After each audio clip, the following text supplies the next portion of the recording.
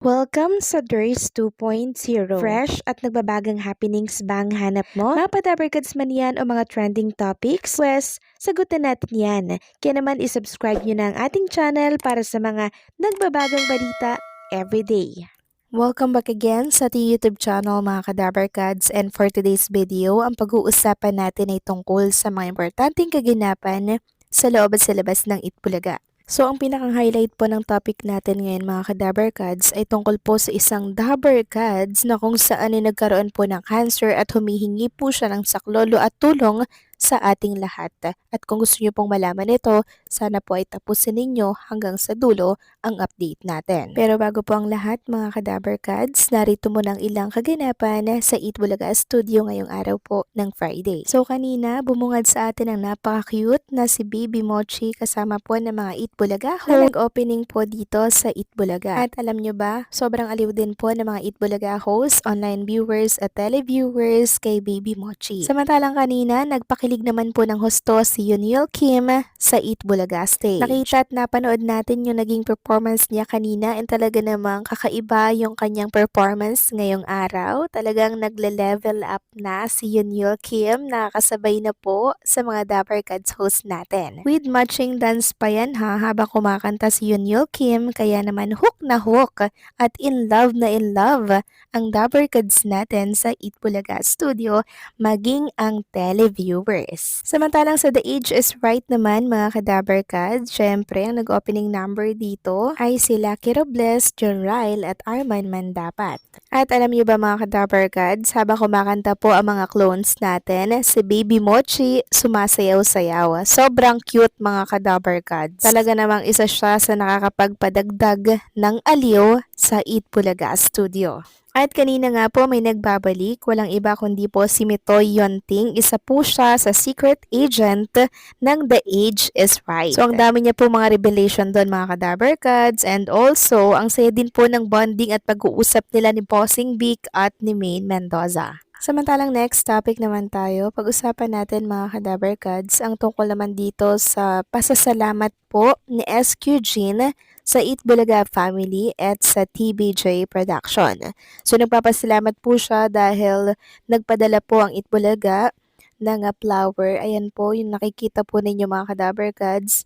And nakalagay dyan, from Eat Bulaga Dabarkads, TBJ Production Inc. So every time po na walang schedule ang mga singing queens natin dito po sa Eat Bulaga Studio, ito po yung ginagawa ni SQ Jean. Nagluluto po siya sa kanilang bahay para po pang prepare sa mga nakikiramay po sa kanyang lola. Samantalang third incarnation of Eat Bulaga Indonesia rerun mga Kadabarkads. Sabi nga dito, magandang umaga Indonesia.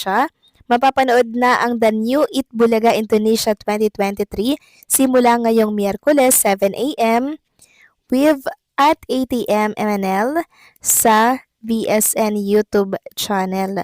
So, ma-Eat Bulaga Indonesia na at sana daw ay may subtitle nga po ito mga Kadabarkads. And hopefully, meron pong fourth incarnation this year. Samantalang kakapasok lamang po na balita mga Kadabarkads, naglabas po ng balita ang News 5 tungkol sa isang Dabarkads na kung saan ay nagkaroon po ng cancer at humihingi po siya ng tulong and prayers sa lahat. Tulong pinansyal and prayers mga Kadabarkads. Siya po mga Kadabarkads yung ultimate winner ng Bay mga Kadabarkads, That My Bay ng Twerk It Dance Contest. May idea na po ba kayo mga Kadabarkads? Yes, tama po kayo dyan, si Kenneth Medrano. Sabi nga po dito sa News 5, sobrang bigat po ng pinagdaraanan ko.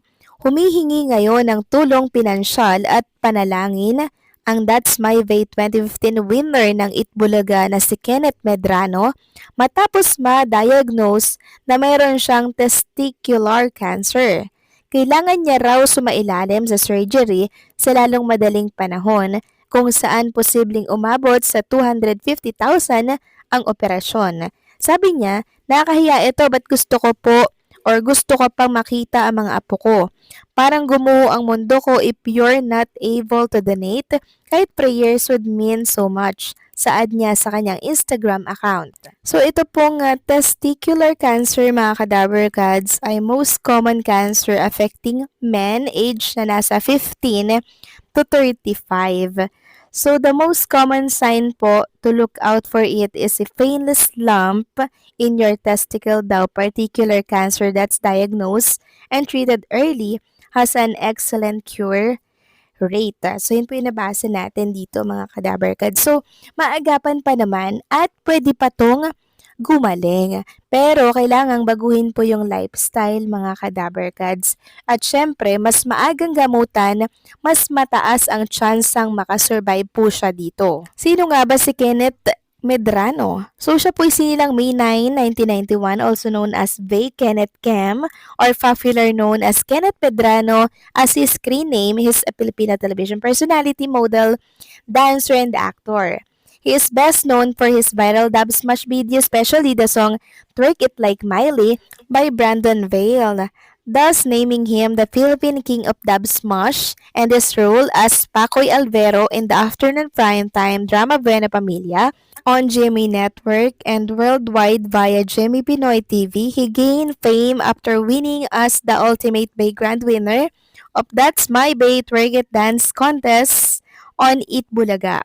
He is a member of Eat Bulaga in-house dance group, That's My Bay.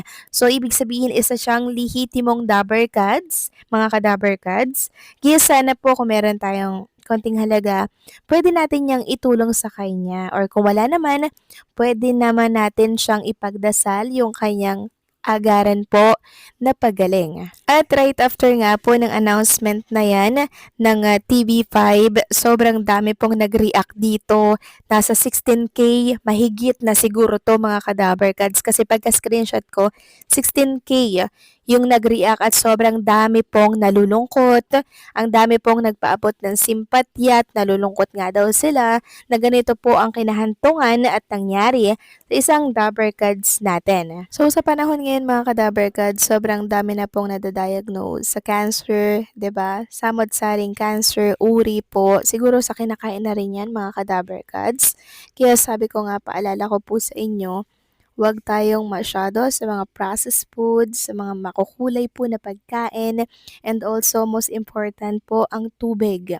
Lagi po tayong uminom ng tubig, stay hydrated mga kadaver cads, dahil sobrang daming sakit talaga ang mga nakikita at nababasa ko po sa mundo ng social media. Kaya sana mga kadaver cads, hindi tayo magaya sa mga yan. Lagi sa mga gulay, sa mga leafy foods, and dapat ito po yung ating talagang i-maintain.